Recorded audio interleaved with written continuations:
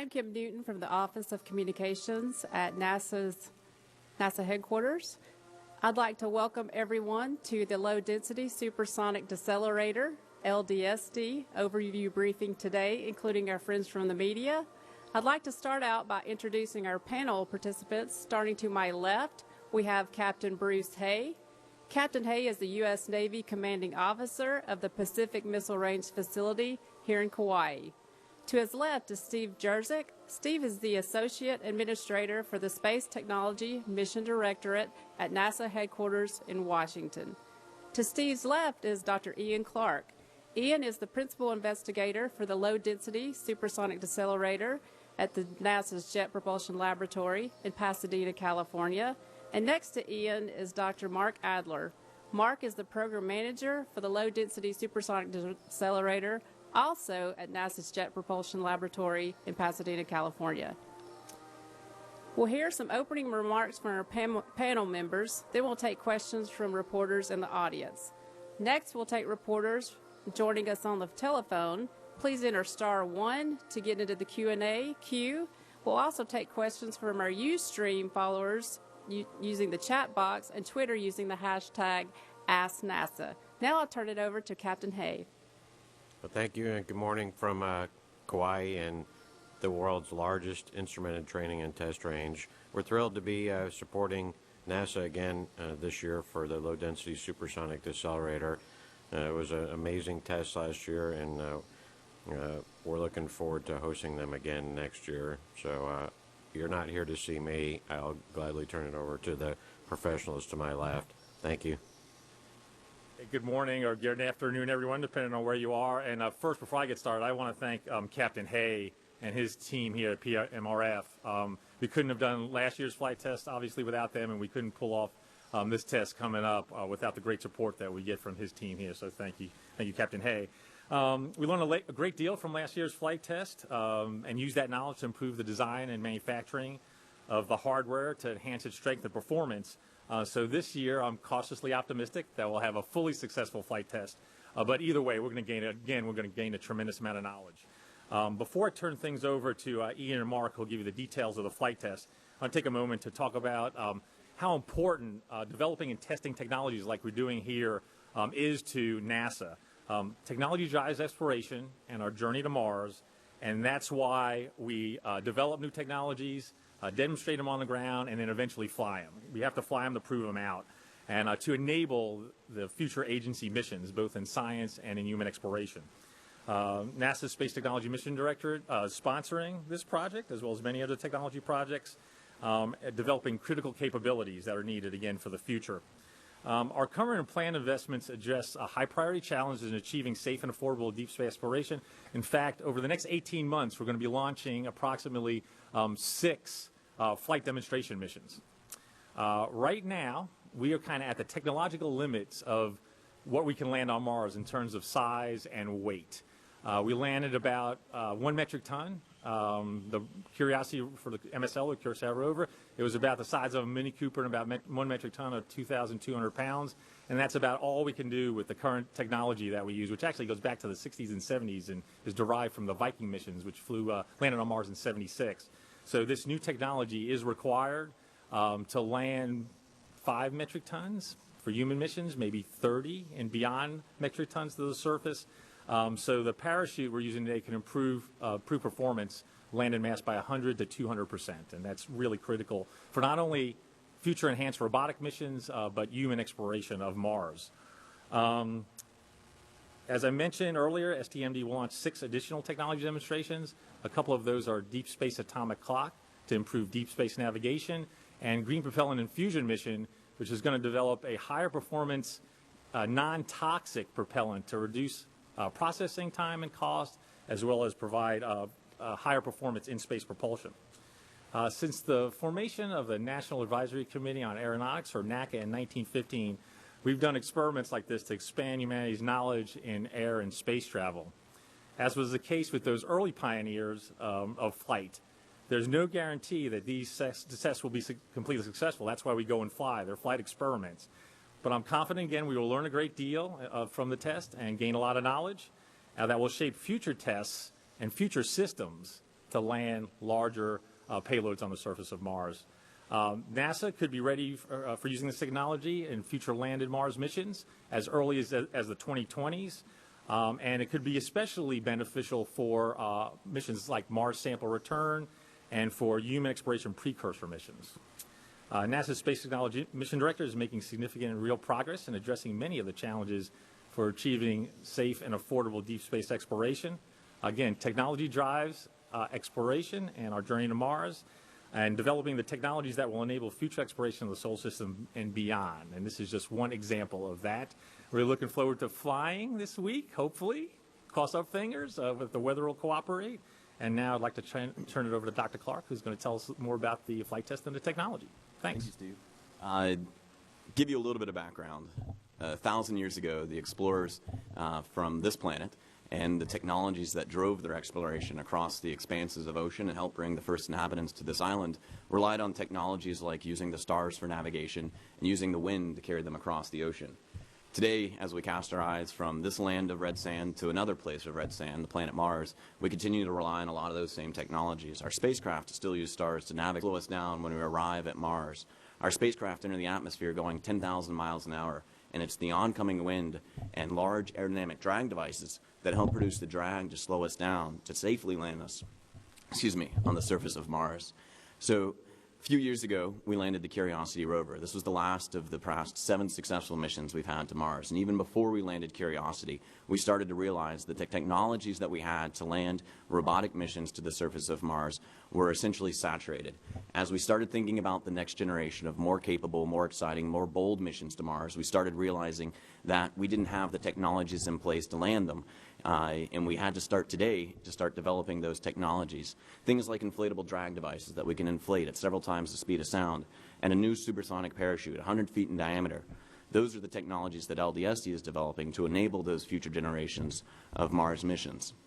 They'll allow more mass to the surface of Mars, and they'll also allow us to access more surface itself, to regions of Mars that we haven't had available to us in the past. And so, for example, if we go to the first image here, the colored spots denote the areas where we could land something like the Curiosity rover, a 1-ton rover. And each of those X's are places and locations that we've landed previous missions.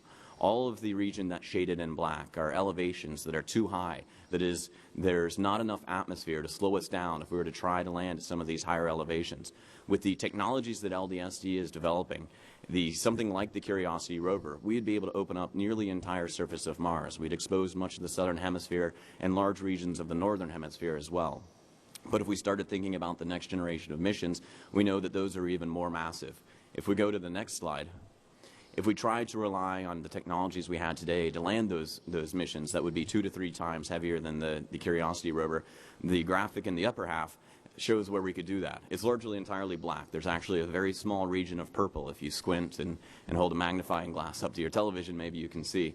But with the LDSD technologies, the inflatable drag devices, and the new parachute, we can open up at least half of Mars to these increased mass payloads. We can go back to a lot of the same places with these more capable missions and more capable instruments. And we start to open up regions of Mars for human precursor missions as well.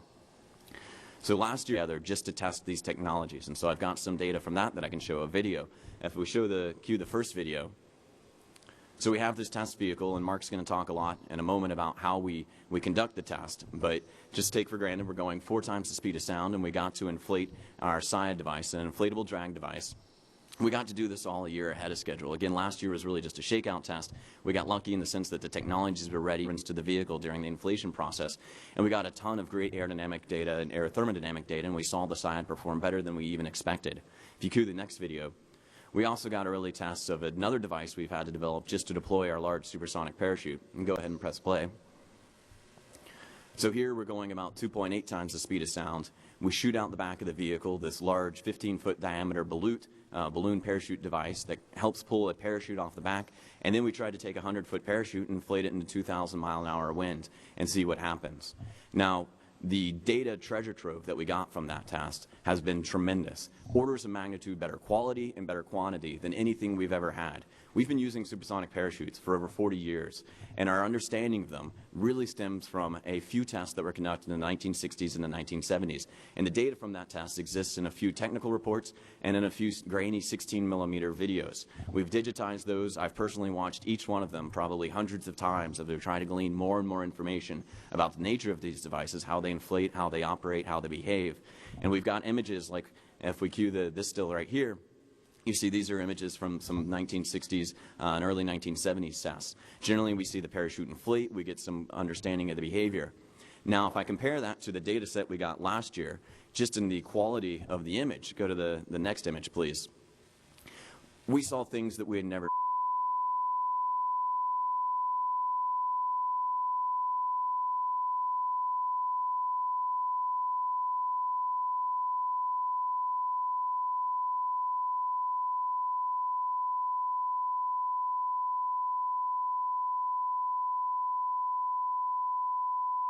We could see where they interfaced with the parachute. We could see the individual fabric. We could see where the fabric seams were.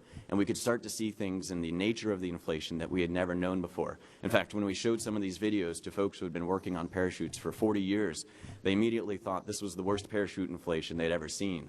Then we started watching the old videos again and going back and seeing those.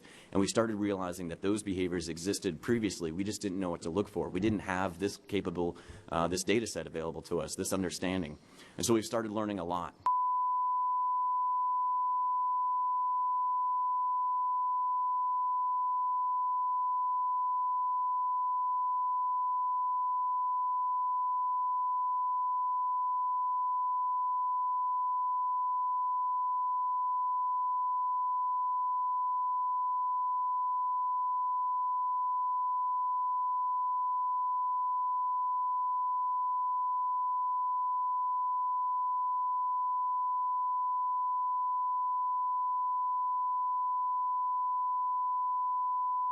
Here, if we go to this slide, we fundamentally changed both how we design and analyze a parachute, but the parachute design itself that we're testing is new.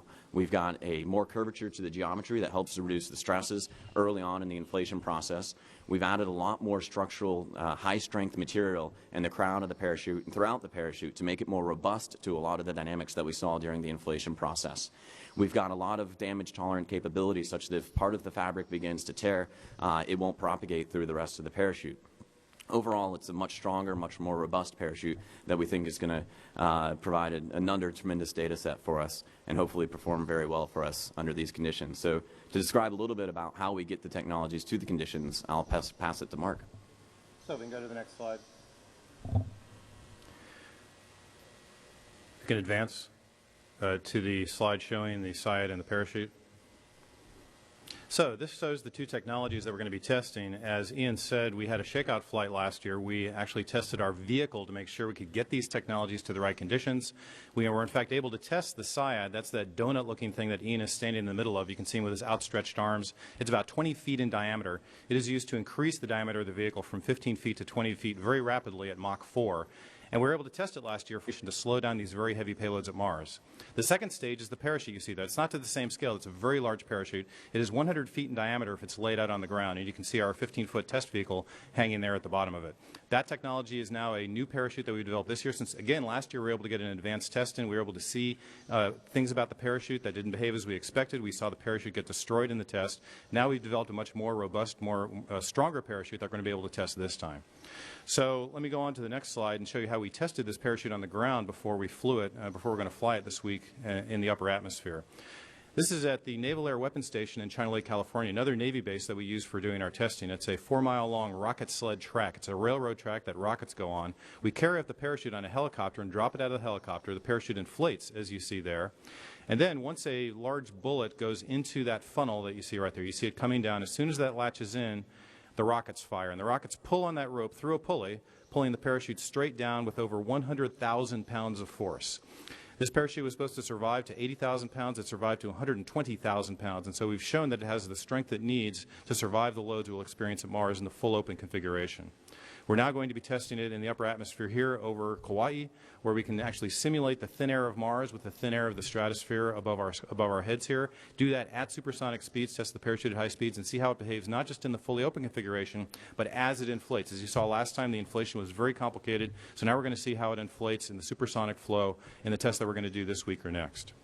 So let's go ahead and run this one. This is a little advanced view of a technology that we're going to be developing more over the next several months. This is another SIAD. It's like the 20-foot diameter side, but this one is 26 feet in diameter.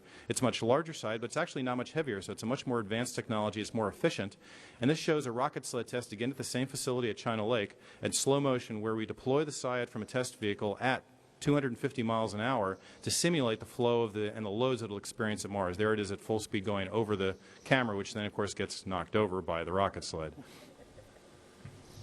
So that was actually a very successful test, and we showed for the first time that we can build this very large side, and it stays inflated and inflates down the track. And so we're hoping, Steve, to actually test that supersonically in the future. So next slide. Actually, we have now this model here, so I'll explain to you a little bit about our test vehicle and how we fly it. We loft it up on a balloon, and I'll show you what the overall profile is of the flight. Once we get it up there, we use this solid rocket motor in the middle here called a Star 48. It's a very powerful solid rocket motor that accelerates it from 0 to Mach 4 in a little over a minute. And is then flying through the air in about this direction. We call this a flying saucer, but it doesn't spin around or fly like this. It flies into the wind directly, just like a Mars entry capsule would when it enters Mars. This blunt end provides a lot of drag to slow down the vehicle at Mars. And this is shaped just like a Mars vehicle would be shaped, and is the same size as our Mars entry vehicle, so we can present the same environment to our devices that we would see at Mars. Then to get the right air density, we have to go up very high in our atmosphere, up to 180,000 feet. And we have to get it up going to Mach 4. That's what the big rocket motor is for. So this thing gets spun up. It accelerates up to Mach 4, and then from there we deploy the side, which is packed tightly against the vehicle, a supersonic inflatable aerodynamic decelerator. It then inflates in a few tenths of a second and make a donut around the vehicle that's 20 feet in diameter to slow it down from about Mach 3. And then we deploy that balloon that Ian showed. It's the yellow ram air balloon that's being used to pull out the parachute at about Mach 2.9.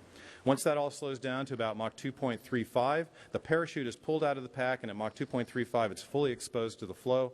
And at that point, the parachute then opens up and is able to do its mission, where you then observe the parachute in detail with the very high-resolution, powerful cameras we have in the vehicle.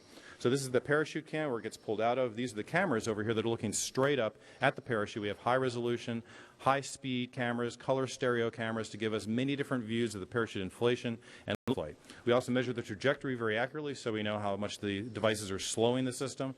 We know what trajectory it followed, what density air it was in when it was doing it, and then we can reconstruct the aerodynamics of these devices, which then allows future missions to Mars to use all that data and simulate how these devices will work at Mars, so then they get great confidence that these things will work at Mars when they want to put their expensive missions on these parachutes and inflatable decelerators. So let me put up the next slide here and show you what the overall mission looks like here out of Kauai. So you see, it's just as a schematic. We launch from the PMRF base, just a little bit north of here, a large 34 million cubic foot helium balloon. This is a helium balloon that's a standard. It's normally used for astrophysics missions, where you put telescopes high in the atmosphere to be able to look into space. We're using it to launch our 7,000-pound test vehicle. We get it up to, with the balloon, 120,000 feet, most of the way to where we need to be. Once we get up to that altitude and we're in a good position over the ocean, we then drop the test vehicle. Within a few tenths of a second, spin motors fire to spin up the test vehicle. We then fire the main rocket motor to accelerate it. In over 71 seconds, it will accelerate from 0 to Mach 4. And by that time, it's also now going at about 180,000 feet above the surface, where the air is about the right density where these devices will be used at Mars. Once we're going Mach 4 at 180,000 feet, we can now deploy the devices, observe their operation, and test them. It's going roughly horizontally to give us a lot of time at condition.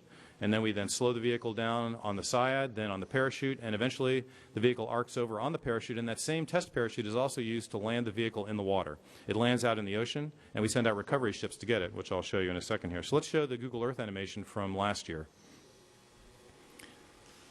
So this shows the PMRF base, and we show our launch site there, just south of the runway here at PMRF. That blue track is the ascent of the balloon. It goes over the island a little bit and then departs out across into the ocean. As the blue line continues, we allow it to get up to altitude. We had to wait for it to get up to about 2 hours for it to get up to 120,000 feet. At the end of the blue line is float. That red line is when we drop it and fire the vehicle. It then goes up high in altitude to actually up to about 200,000 feet in that test. It then conducted the test, and then it arced over, landed in the ocean.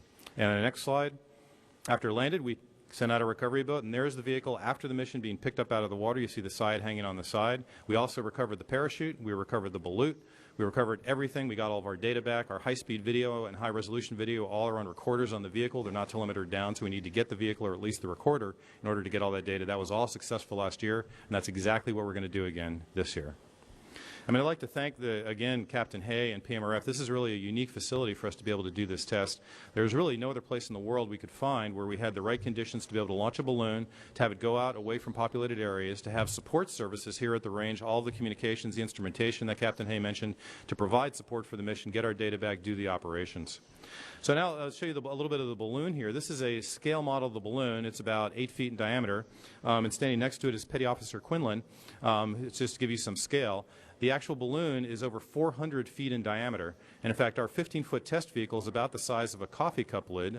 If Petty Officer Quinlan, if you can hold out the coffee cup lid next to the balloon there, so you can see how the size, how small that is compared to the balloon. So it's a very, very large balloon. It would settle very nicely into the Rose Bowl, carrying the vehicle up to the high altitude, being able to carry 7,000 pounds to altitude. Again, I'd like to thank also the Wallops Flight Facility and the Columbia Scientific Balloon Facility for providing this tremendous capability to allow our vehicle to get up to altitude and make this a very cost-effective approach to testing these technologies in Mars conditions. So with that, I guess I'll turn it back over to Kim for questions. Thank you, Mark. Now we'll turn it over to questions. First, we'll go to reporters here in the audience. Then we'll go to reporters on the telephone. If you're on the telephone, please hit *1 to get into the question queue. And then we'll go to social media. So for questions in the audience, please raise your hand and we'll get a mic over to you and state your name and media affiliation. Any here from reporters? Right here in the front, Keith. I'm Chuck Lasker with Social Kauai, and I guess my question is, with all this technology, in your opinion, how soon do you think we're going to put humans on Mars? Our plan right now is to put humans on Mars in the 2030s. And so we're developing a suite of EDL technologies to land larger masses at higher elevations to access more of the planet, like Ian said. But we need a whole host of other technologies. We need advanced in-space propulsion technologies to shorten the trip time. We need environmental control and life support system technologies that are more efficient so that astronauts can survive the trip. And then we need systems on the surface of Mars that can produce things like fuel and oxygen, and so we can kind of live off the land because we're not going to be able to take everything with us. So it's going to take a couple of decades to develop all that technology. EDL technologies are critical to making that happen, and LDSD is a really great advancement in EDL technology. Okay. Next, we have a question from our telephone bridge, Irene Klotz from Reuters. Irene? Thanks, Kim. I have a couple questions. The first, I think, is for Mark. Did I hear you say correctly that the diameter of the SIAD for this flight is larger, 26 feet, or were you just referring to the ground test that you did on that rail track? And I have another question as well. Okay, so for the first one, that was a 26-foot diameter SIAD is not the one that we're flying this year. We hope to fly that on a future flight.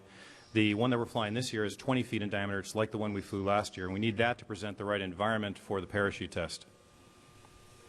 And then I guess on that note, I don't know who it was who referenced that with the successful deployment of the SIAD last year, that this is now flight qualified for Mars, and someone else had said that with the parachute test could be ready to be tested on Mars as early as the Mars 2020 rover. And just wanted to know, I mean, obviously you don't need the extra mass on that payload, but is NASA actually considering using either of these systems on the Mars 2020 rover delivery? Thanks. Right. So at this time, the Mars 2020 mission design doesn't require the new technologies. In fact, it was designed exactly in that way because they didn't know, and they still don't know, whether or not we're going to succeed in our technology development, and they have to proceed with the designs of their systems. And so we'll wait to see after we complete our technology development if there's some reason that they might consider to need them. But right now, it is not the plan for 2020 to use or require these technologies. So the next opportunity we expect will be for components of Mars sample return, which in fact 2020 is beginning. 2020 will be collecting samples that we hope to eventually return to Earth. And to do that, we have to put rockets down on the surface of Mars that can launch these samples into Mars orbit. Those could be very large systems, and they very well may require the SIAD and parachute in order to get that system down to the ground, as well as other future Mars exploration, and as Steve alluded to providing cargo or other services to astronauts on the surface. And again, these also provide the first steps in a many-step program for trying to get to the point where we can actually have a journey to Mars. Hi, can you hear me? Yes. Okay, great. I may have missed some of the presentation, but I wanted to just double check on the weather outlook. I know last year there was quite a delay because of the winds. What's the outlook and what's the window in case you do have to delay the initial attempt? Thank you. Right. So, in fact, as you were referring to, last year, our first 2-week launch period, very much like this year's 2-week launch period, we were not able to launch. We had wind conditions that prevented launch because we were not having the right trajectories to carry the vehicle off the island and away from populated areas to make it safe. And so, of course, we'll only launch if it's safe. And so this year, again, we're going to be looking at, for these first 2 weeks, for a possible launch opportunity. Right now, the outlook actually isn't looking too bad. I'm hopeful that by the end of the week or early next week, we will have a good opportunity. Right now, tomorrow isn't looking so great, but we're going to continue to watch the weather. It can change quickly. If we don't get off in these first 2 weeks, we do, in fact, have a backup period in July, from July 7th to 17th, that we could try and get off on, and where there might be better conditions. In fact, that's exactly what we did last year. We didn't get off in the first launch period, and so a couple weeks later, we came back and launched on the very first day of the next backup opportunity. Okay. Do we have any more questions here at PMRF? Reporters here. Raise your hand if you have a question. Anybody else here? Okay. Now we'll go to social. Can we get a mic over here?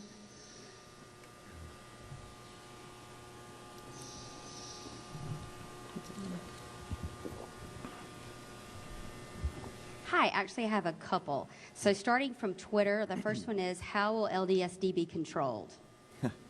Controlled. It's not actively controlled, actually. We use physics to control the vehicle.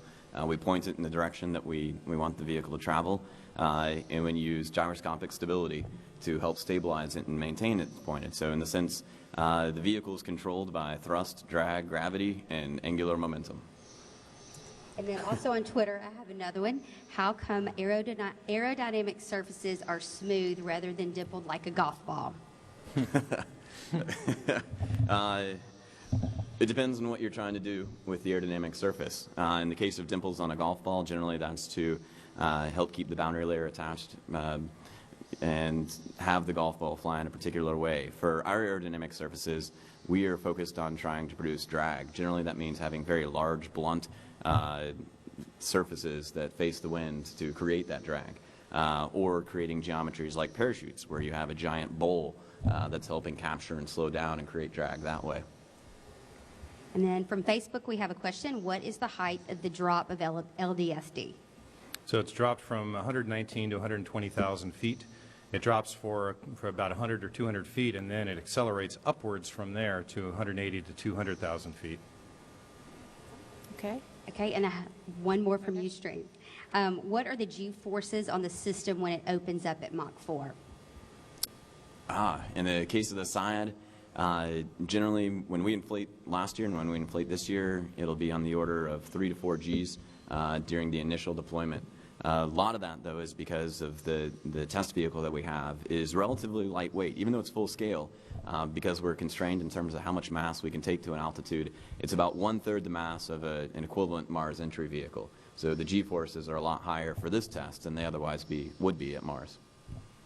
Great questions from social. And remember, if you're following us on social, use the hashtag #AskNASA so we can get you in the queue, and that's on Ustream and Twitter. Next, we'd like to go back to the phone bridge. We have Irene Klotz. Irene? Thanks. I don't recall from last year what the time frame is for when a decision would be made about whether an attempt to conduct the test tomorrow would take place. So we have opportunities every day to try and launch from June 2nd to June 12th. We decide the day before of a launch attempt whether or not we have good conditions. So we actually have a noon meeting on the day before a launch day to go through the conditions, the weather conditions, the safety calculations to determine if it's good. We will then, if the conditions do look good, we'll proceed with the launch. The folk will come in the evening. The INT team will come in at around 10 in the evening to start getting the vehicle prepared, roll it out to the pad, and start preparing it on the pad. A lot of the crew comes in then over the morning, 2 in the morning, 4 in the morning to fill out the operations team. And then we prepare for a launch that's going to be between about 7:30 and 8 in the morning most likely. Then the vehicle will launch from at that time and go up to altitude over about 2 hours. Then we might wait an hour or two to get to a good position to float and then drop and fire the vehicle. Now there is a chance that we could be a go for a launch the day before, but then later in the evening or early that morning we may determine that the wind conditions, the onshore breezes are not appropriate for a balloon launch, and we may have to scrub at that time and then recycle and then come back and have again another noon meeting that day to see if the next day will be a good launch day. Okay, next we have Bill Harwood with CBS News. Bill?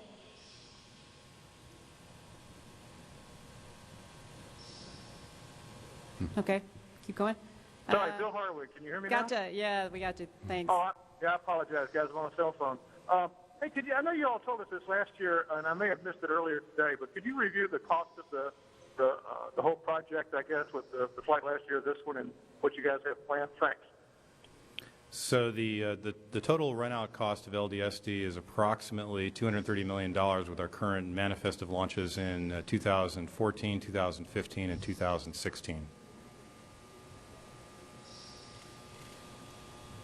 Okay, any other calls on the line? Any other calls here at PMRF? Social. Peter King asks what is the weather forecast for tomorrow for the launch attempt? I think you might have covered part of that. Yeah, so we are looking at the weather every day for the next several days. We're watching it very intently, though it's difficult to make predictions over many days. Right now, tomorrow is not looking particularly favorable. We are still going to go through all the process tomorrow and give it a shot. Right now, I'm hopeful that by the end of the week or early next week, we'll have some better opportunities. Okay.